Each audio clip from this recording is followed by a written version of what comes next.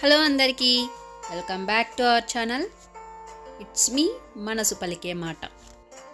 చాలామంది సబ్స్క్రైబ్ చేసుకోకుండా చూస్తున్నారు. దయచేసి సబ్స్క్రైబ్ చేసుకొని బెల్ ఐకాన్ని ఆన్ చేసుకోండి. అలాగే వీడియో నచ్చితే ప్లీజ్ లైక్ చేయండి, షేర్ చేయండి, కామెంట్ చేయడం మాత్రం అస్సలు మర్చిపోకండి. ఓం నమో వెంకటేశాయ.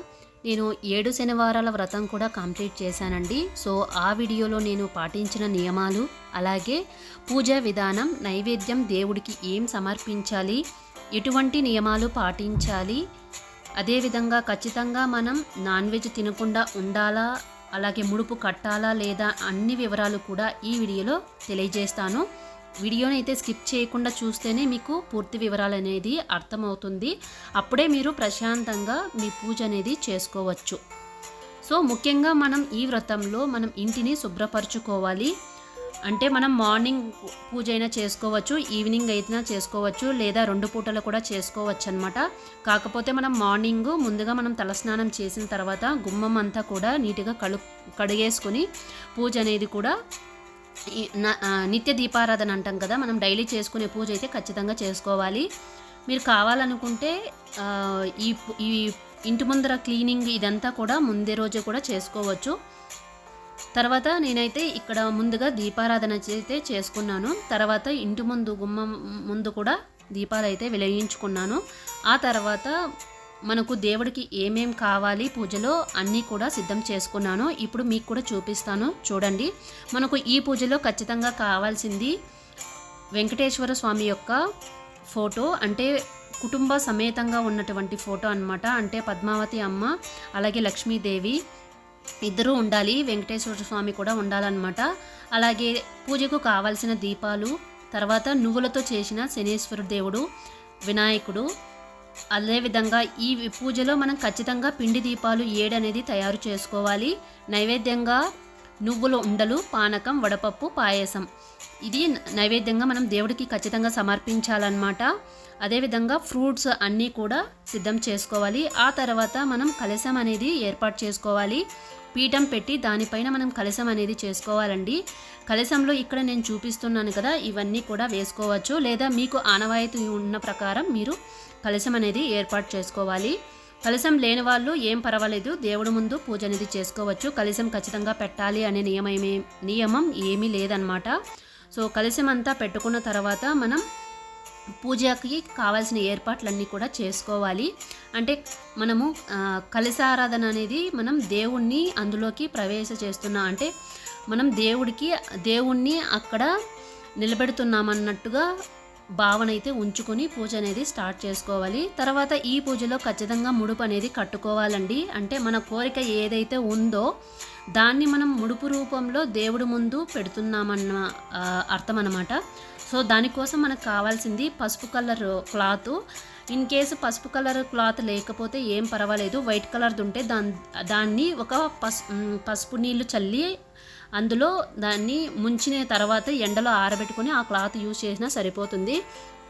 తర్వాత ముడుపులో మనం 7 రకాల ఫ్రూట్స్ అనేటివి వేయాలి. అంటే డ్రై ఫ్రూట్స్ ఉంటాయి కదా, వాటిని అన్నిటిని 7 చొప్పున అయితే వేసుకోవాలి. తర్వాత పూలు 2, తులసి దళం, తర్వాత ఆకు ఒక్క, పసుపు కొమ్ము, ఇలా.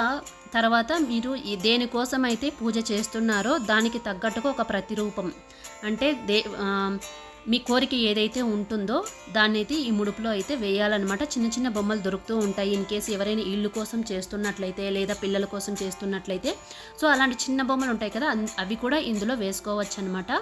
సో ఈ విధంగా అన్ని ఏవేవైతే వేయాలో అన్నీ వేసేసుకున్న తర్వాత ఈ ముడుపునైతే 3 ముళ్ళు వేసి ముడి వేసుకోవాలి. తర్వాత ఆ ముడికి మనం పసుపు కుంకుమ పెట్టి దేవుణ్ణి అయితే ఆవాహనం చేస్తున్నట్లుగా చేసి ఆ ముడుపు కూడా పూజా మందిరంలో దేవుడికి ముందు, అంటే మనం పూజ చేస్తున్నాం కదా, దాన్ని కూడా ముడుపును కూడా ఖచ్చితంగా మనం దేవుడి ముందు అయితే ఉంచాలి. 7 వారాలు కూడా ఈ ముడుపును అయితే ఖచ్చితంగా దేవుడి ముందు ఉంచిన తర్వాతనే పూజ అనేది చేయాలండి. ఎందుకంటే మనం ఈ పూజ దేనికోసం చేస్తున్నామో అనేది దేవుడికి తెలియాలి కాబట్టి, సో దేవుడి ముందు అయితే ఈ ముడుపును అనేది ఖచ్చితంగా ఉంచుకోవాలి.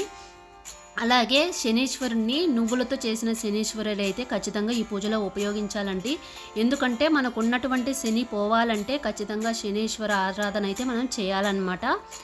సో ముందుగా అయితే మనం ఈ పూజలో గణపతికి పూజ చేసుకున్న తర్వాత అయితే మనం శనేశ్వరుడికి అయితే పూజ అయితే చేసుకోవాలి. తర్వాత వెంకటేశ్వర స్వామికి అయితే పూజ చేసుకోవాలి. ఇక్కడ నేను ముందుగా అయితే పిండి దీపాలను అయితే వెలిగించుకున్నా. తర్వాత నార్మల్ మనం కుందులు ఉంటాయి కదా, అవి కూడా అన్నిటిని కూడా వెలిగించుకున్నాను అనమాట. ఇన్ కేసు మీరు మార్నింగ్ పూజ చేస్తున్నట్లయితే నార్మల్గా మీరు కుందులో దీపాలు పెట్టేసి ఫ్రూట్స్ పెట్టి పూజ అయితే చేసేసుకోవచ్చు. తర్వాత ఈవినింగ్ అయితే ఖచ్చితంగా పిండి దీపాలను అయితే పెట్టి దీపారాధన చేసుకోవాలి. అలా కాదు మేము ఒకే పూట చేసుకుంటాము అనుకున్న వాళ్ళు అన్నీ కూడా కలిపి ఒకేసారి పెట్టేసి పూజ అయితే చేసుకోవచ్చు.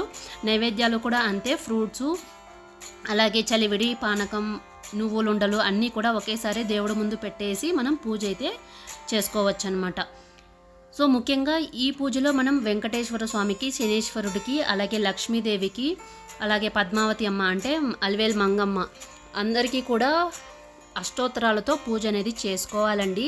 అలాగే మీ దగ్గర వెంకటేశ్వర స్వామి ప్రతిమ ఉంటే ప్రతిమ కూడా ఉంచుకొని అభిషేకం చేసి పూజ అనేది చేసుకోవచ్చు. అలాగే నా దగ్గర ఇక్కడ వెంకటేశ్వర స్వామి ప్రతిమ లేదు కాబట్టి ఫోటో ఉంచి తర్వాత కలశాన్ని నేను పూజ అయితే చేసుకున్నాను అనమాట. అంటే కలశంలోకి అందరు దేవతల్ని కూడా ఆహ్వానించినట్లు చేసి పూజ అయితే చేసుకున్నాను.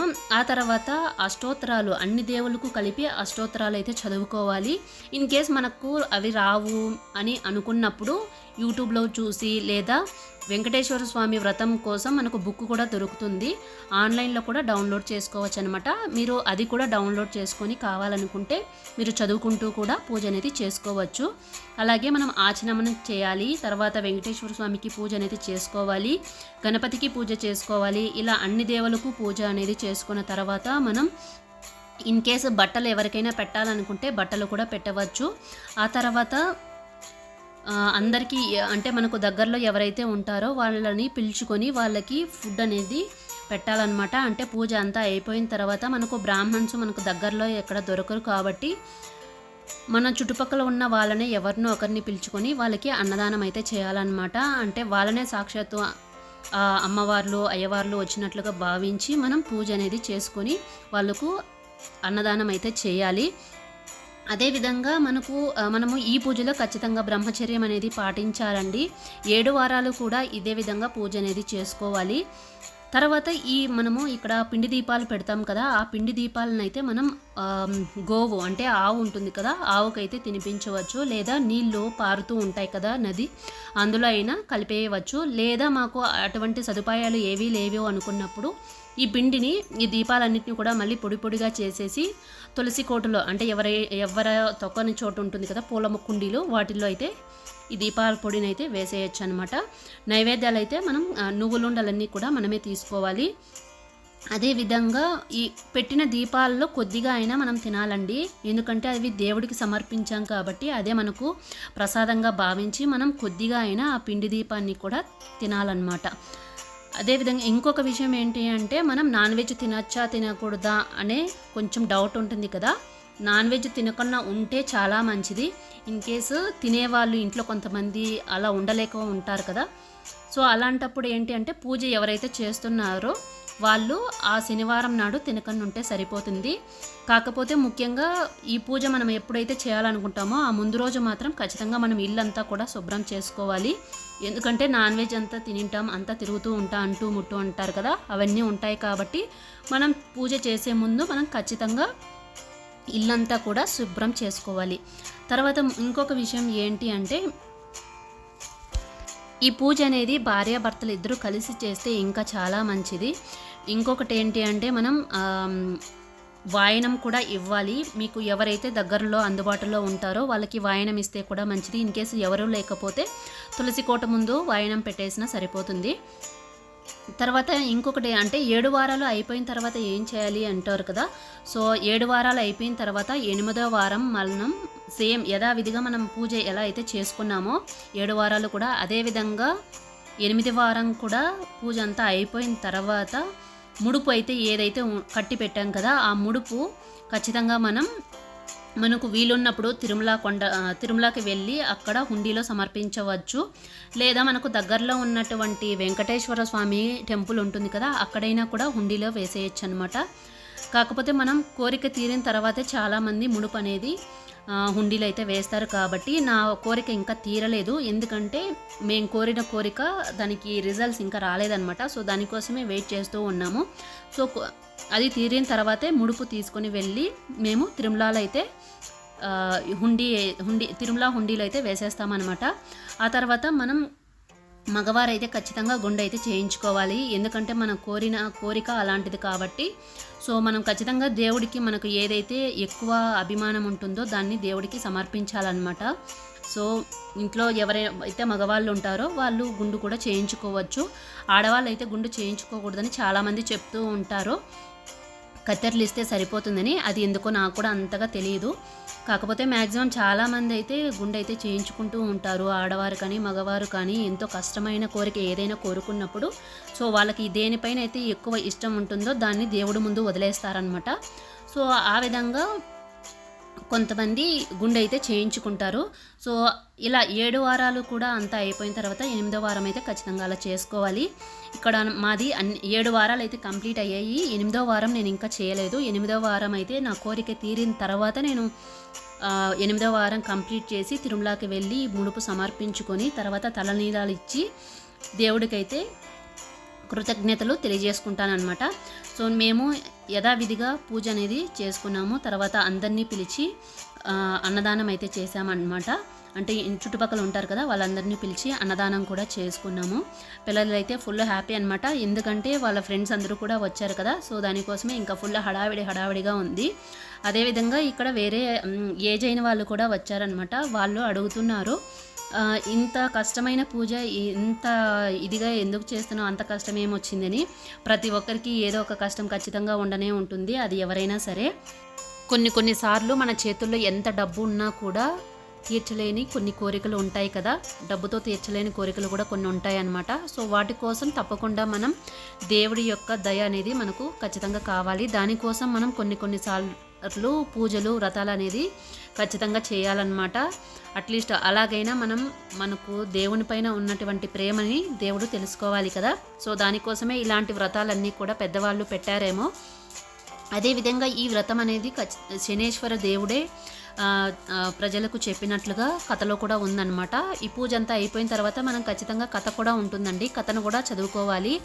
అదేవిధంగా పూజ అంతా అయిపోయిన తర్వాత మనం కలశాన్ని ఆ రోజే కదిలించుకోవచ్చు, లేదా మరుసటి రోజు కదిలించుకోవచ్చు.